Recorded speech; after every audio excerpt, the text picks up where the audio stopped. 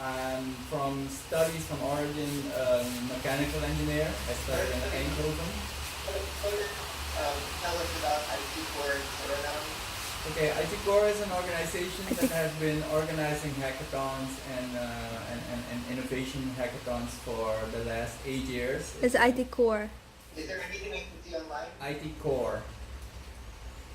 Well, Well, I said core. Yeah, score. Core, as Like in CORE. Spell it for him, Theo. Oh, IT CORE. IT Core. Yes, that's us. Okay. We're mostly on Facebook and Yeah, the hackathon. Tell it for And him. so tell me what you do. so we organize educational ICT events. Every year we have Hackomation, which is a IoT challenge. We've been doing that for 3 years now, 4 years actually, and hackathons for 7, 8 years, and everything in between. And we recently, actually this year, we got granted a lot for our IoT activities, and that's where we're at now. It's a bit messy still, but we started activities like at the beginning of the Fabacademy, and we hope to be joining the Fab community soon as we're ready. It just started to rain here, so I hope it's still audible. Whoa. Okay. Okay, the rain just stopped.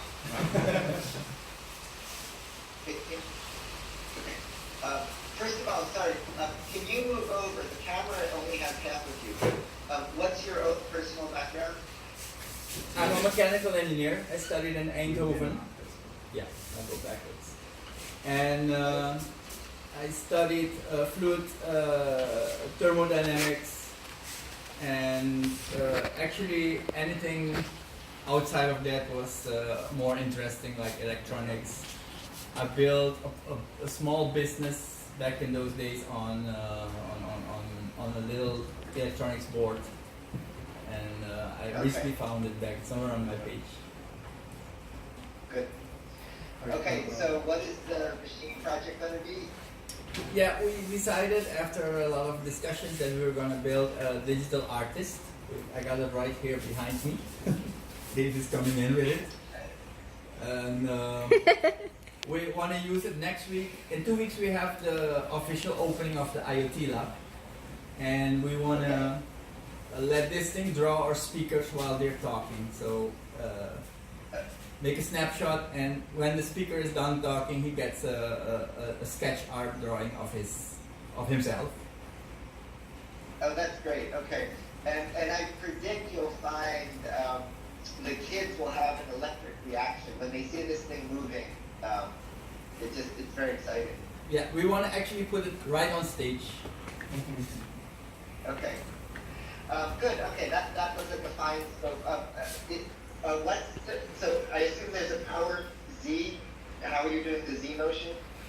Yeah, it's actually an XY system only, and it's gonna have a pen holder up here. 3D printed pen holder. We Right. didn't finish No, printing it. but can you move the pen up and down? Yes, we can. the pen isn't in yet, but The pen holder It's is only still in printing, but we can move. No, but is the pen actuated? Can you move it up? yeah. Yeah, with a little servo, we're gonna lift it. Okay, good. Okay, that sounds fine. And then what about your final project? My final project. First, let me see. Yes. Well, first, let me go. Tell me about mods for IoT. Is this an active project? Oh yes. There's so much I want to discuss about mods.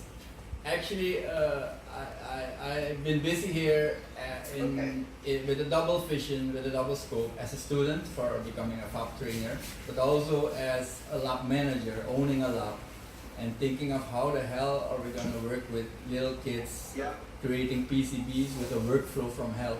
So I love the concept of mods, and I want to really build on that and implement that so it's more recipe-based production instead of like jumping from app to app. And I'm using Mac, and trust me, I'm frustrated. Last night I almost threw my Mac through the window.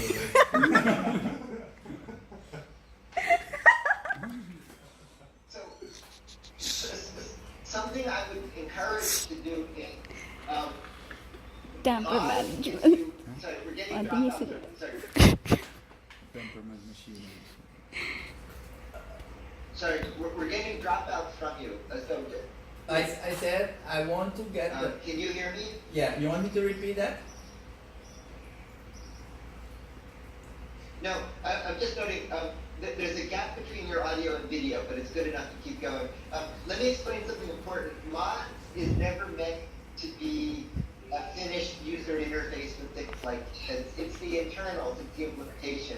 I would encourage you with refactoring it, wrapping it, creating new ways to use the functionality. But we should expand it too, like new machines, Chinese and, mills. Absolutely, I would encourage that. And I'm going to cover in 2 weeks. My student Jake he's doing a version of refactoring mods with his version of interfaces.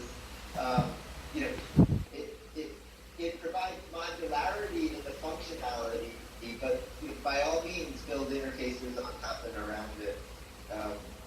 So what's the function open something? I won't do that. What's the final project? I wanna have a go at a pick and place machine because that's also out of personal frustration. I cannot see these little components anymore, let alone handle them. So I decided to do not just build a pick and place, but try to add something to the equation, putting it on a rotary head.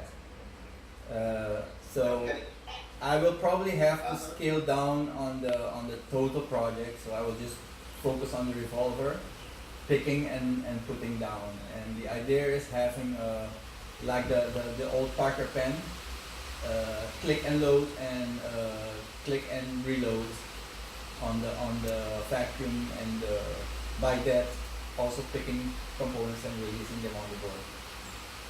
Okay. So each nozzle. It's a good project. There have been endless versions to make. Go ahead, please. You guys should wait 2 seconds. Oh, sorry. Yeah. What were you saying? I just try to make the nozzles work independently. So with the load and preload action, you don't have to have some kind of central vacuum system or valve. Just the click and put and click and pick up. And if I get the chance, I would, but I don't know if that will work. I would try to put what we call these the peristaltic pump in the head by rotating it, keeping the vacuum pressure up to par. Yeah, so just good project, a few notes. There have been a lot of attempts at DIY pick and places. So far, none of them have really gotten traction. So it's a good project, but it's a hard one. Yeah. This is a good project for a few people because there's a few complete systems in it. There's the motion system and the end effectors. Something to look ahead to is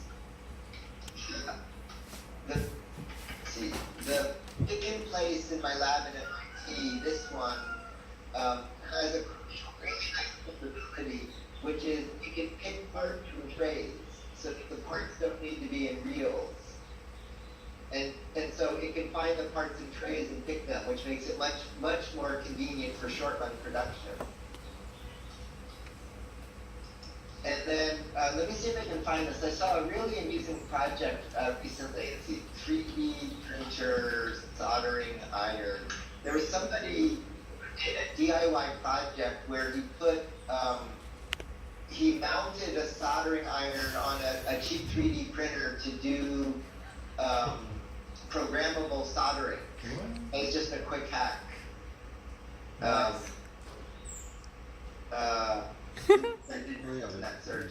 So anyway, it's a good project direction. I would encourage, if you really want to do this, dividing the systems, and you might need more than one person to tackle it, which could be somebody, again, I keep saying, anybody in the Fabacademy can tackle parts of this with you to get, I'm sure every fab is frustrated by this, like to have a bigger place. Yes, totally. Okay, good luck with it. Good, thanks. Thank you.